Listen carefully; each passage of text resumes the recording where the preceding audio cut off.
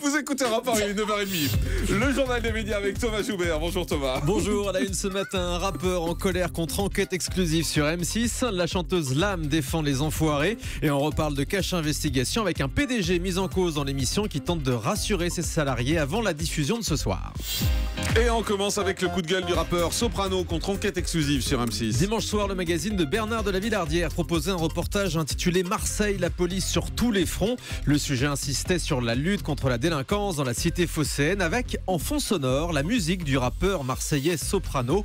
Une initiative que le chanteur n'a pas vraiment appréciée. Sur son compte Twitter, il écrit encore un reportage démago sur Marseille et il demande à M6 de ne plus utiliser ses musiques pour, je cite, ses propagandes. On verra s'il sera entendu par les équipes de production de Bernard de la Villardière. Deux nouvelles réactions à la chanson des Enfoirés. La chanson écrite par Jean-Jacques Goldman est accusée, vous le savez, par certains d'être réactionnaire et anti-jeune. Alors la chanteuse Lame a pris la défense des Enfoirés hier avec ces mots à elle. Je commence à en avoir vraiment ras les couilles que des gens critiquent Jean-Jacques Goldman, c'est elle qui le dit. Ouais, ça aussi c'est un scoop. Élégant, c'est aussi un scoop. Elle interroge Lame. Et vous faites quoi pour les pauvres? Elle estime que Jean-Jacques Goldman aime la jeunesse. Il faut juste lire entre les lignes de la chanson, c'est un message d'espoir. Et puis autre réaction d'un autre enfoiré, Emmanuel Moire, qui écrit: on a le droit de ne pas aimer la chanson des Enfoirés, je ne l'aime pas. Mais le chanteur s'interroge également sur ceux qui critiquent en permanence. Qu'est-ce qui vous arrive? C'est un bug. Loana donne des nouvelles rassurantes de sa santé. La jeune femme affirme avoir retrouvé de la joie de vivre, en partie grâce à son compagnon Frédéric. Elle dit se sentir moins seule et que tout va mieux, même si physiquement l'ancienne bimbo a pris 30 kilos en un an à cause de son traitement pour lutter contre la dépression. Pour parler de tout ça, Loana sera l'invitée de la chaîne Non-Stop People aujourd'hui à 17h et je vous propose un extrait de l'interview en avant-première. Elle parle de la nouvelle génération de candidates de télé-réalité. Écoutez. Oui, moi je l'ai fait avec beaucoup de spontanéité, beaucoup de candeur. Le fait de m'apprêter ainsi, pour moi c'était ma vie normale parce que je travaillais en boîte de nuit, donc je voyais pas les gens la journée. Moi je voyais que les gens la nuit, donc moi j'étais très extravagante de par mes habits, de par ma tenue, mais j'étais très timide et je savais pas ce qu'il allait se passer après à la sortie. Maintenant les filles surjouent puisqu'elles savent comment faire et ce qu'elles doivent faire.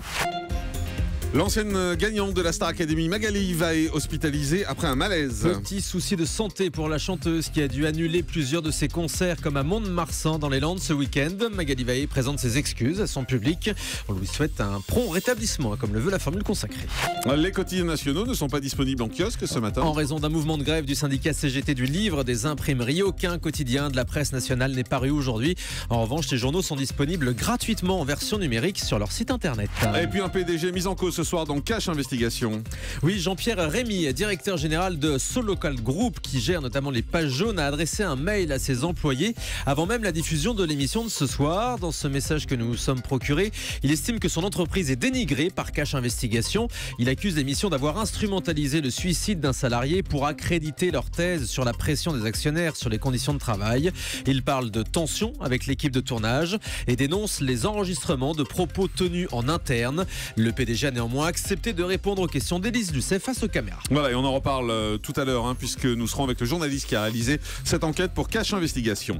Morane va faire son retour dans la Nouvelle Star. L'ancienne jurée de l'émission sera sur le plateau de Nouvelle Star jeudi. Elle chantera avec les 3 finalistes la chanson de Nicoletta, Mamie Blue, et elle interprétera aussi son nouveau titre. La Finlande sera représentée à l'Eurovision par un groupe dont les membres sont atteints de trisomie 21. Le groupe Pertti Kurikan Nimi Peivat, c'est du finlandais. Les connaisseurs les appellent PKN. C'est plus simple, nous aussi, on va les appeler comme ça. On va dire qu'on est connaisseurs sur ce coup-là. PKN donc a été choisi pour représenter la Finlande au prochain concours de l'Eurovision. Et particularité, vous l'avez dit, les 4 membres sont atteints de trisomie 21, mais ils veulent avant tout être perçus comme des gars normaux avec un handicap mental.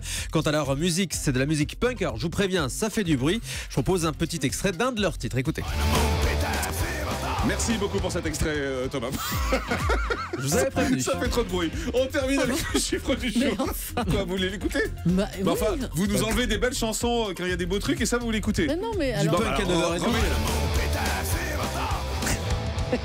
Quand on annonce un extrait, on assume. Bon, bah, assumons. Ouais, honnêtement, c'est pas terrible. Oui, bah c'est bon. Vous voulez là. les envoyer sur RTL? C'est pas possible. Non, restez avec nous. Bon, on termine avec le chiffre du jour. 1,5 million d'exemplaires. Ce sera le tirage du prochain Charlie Hebdo qui sort demain dans les kiosques. Celui de la semaine dernière était sorti à 2,5 millions d'exemplaires, mais les kiosquiers n'ont pas observé de ruée particulière. La une du numéro de demain est consacrée au Front National avec un dessin de Willem.